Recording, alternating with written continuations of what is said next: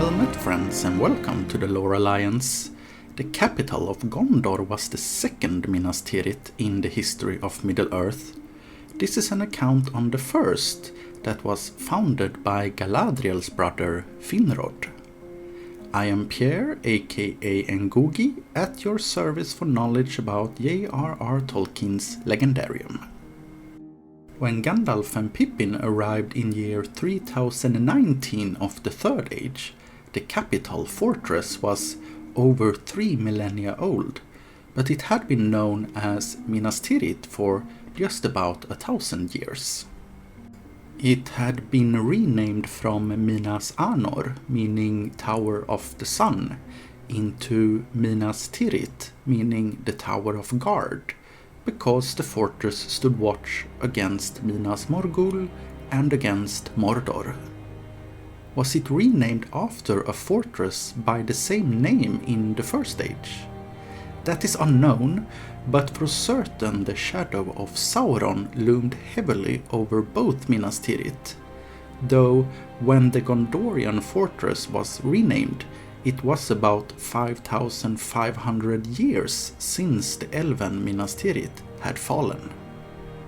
At the end of the First Age had the Noldor elves, or High Elves, returned to Middle-earth from the Blessed Realm across the sea. The Noldor came to make war on Morgoth, the original Dark Lord, and to recapture the Silmaril jewels that Morgoth had stolen. Among the leaders of the Noldor were the siblings Finrod the Faithful, Angrod, Aegnor, and Galadriel. On the hither shore was Finrod the head of their house. The western part of Middle-earth in the First Age was Belleriand. The Noldor created many realms in Belleriand, and these shielded the Southlands from Morgoth's dominion that lay further to the north. Between two mountain ranges lay a pass, as one of two key passages from the north to the south. The Whale was of strategic significance. Finrod held the pass of Sirion, and upon the isle of Tol-Sirion in the midst of the river, he built a mighty watchtower, Minas Tirith. The pass of Sirion was a narrow vale, with sheer walls clad with pines, but it was green, for the river Sirion flowed through it, hastening south. Minas Tirith was completed in year 60, after the Noldor returned to Middle-earth. The brothers Angrod and Aegnor ruled the highland east of the pass of Sirion as Finrod's vassals. Finrod was warned that the war would go ill, and he was encouraged to create a new stronghold that would be unknown to Morgoth. In year 102, the great fortress of Nargothrond was completed to the south, and Finrod resettled there with most of his folk. As for Minas Tirith, he committed that fortress mostly to the keeping of Orodreth. Orodreth was the son of Finrod's brother Angrod. In year 455 did Morgoth, as feared, unleash orcs in multitudes, such as the Noldor had never before seen or imagined, led by Balrogs and the first dragon. Many elven realms were destroyed, including that of Angrod and Aegnor, and both brothers fell in battle. Sauron at this time was the greatest and most terrible of the servants of Morgoth, and in 457 he came against Orodreth, the warden of the tower upon Tol-Sirion.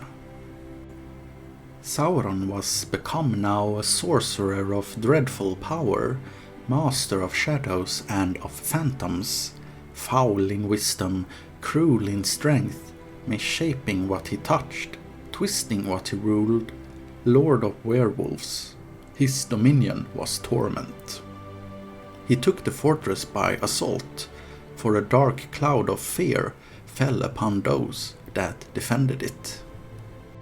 Orodreth and the defenders were driven out and fled to Nargothrond. Then Sauron made it into a watchtower for Morgoth, a stronghold of evil and a menace, and the fair isle of Tol-in-Gaurhoth became accursed, and it was called Tol-in-Gaurhoth, the Isle of Werewolves. No living creature could pass through that vale that Sauron did not espy from the tower where he sat. Through this strategic victory could Morgoth spread terror across Belleriand for many years to come.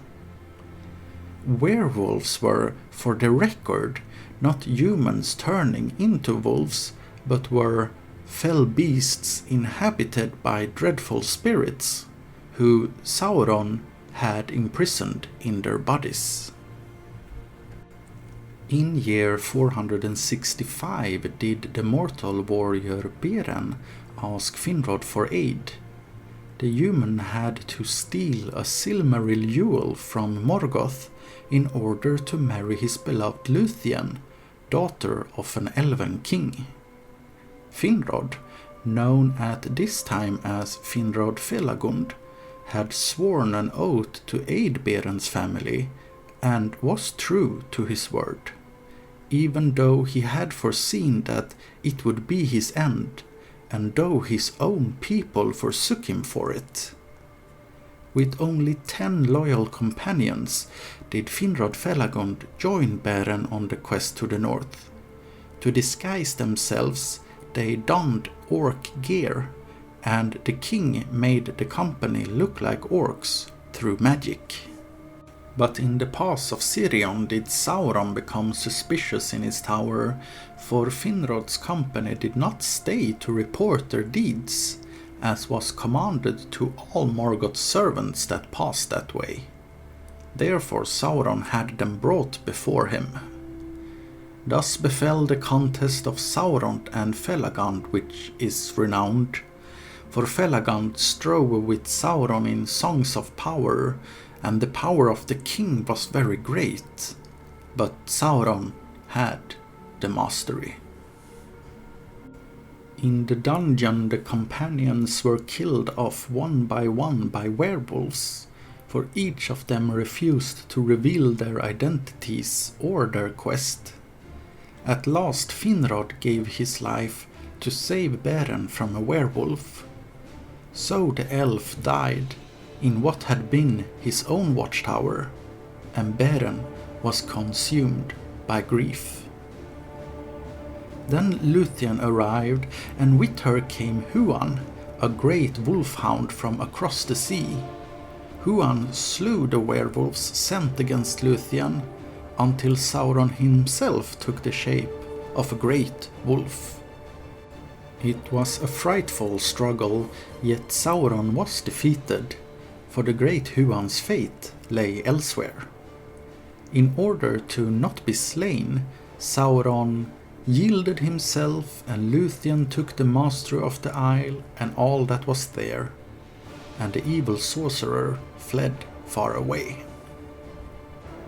Then Luthien stood upon the bridge and declared her power, and a spell was loosed that bound stone to stone, and the gates were thrown down, and the walls opened, and the pits laid bare. They buried the body of Felagund upon the hill of his own isle, and it was clean again. Finally, there is a clear parallel between the ruin of Minas Tirith in the First Age and Dol Guldur in the Third Age. After Sauron's final fall came Galadriel to Dol Guldur in Mirkwood, and threw down its walls and laid bare its pits, and the forest was cleansed. Luthien and Galadriel were relatives who lived at the same court and were tutored by Luthien's mother Melian, an incarnated Maya, a powerful spirit of the same kind as Sauron and as the wizards.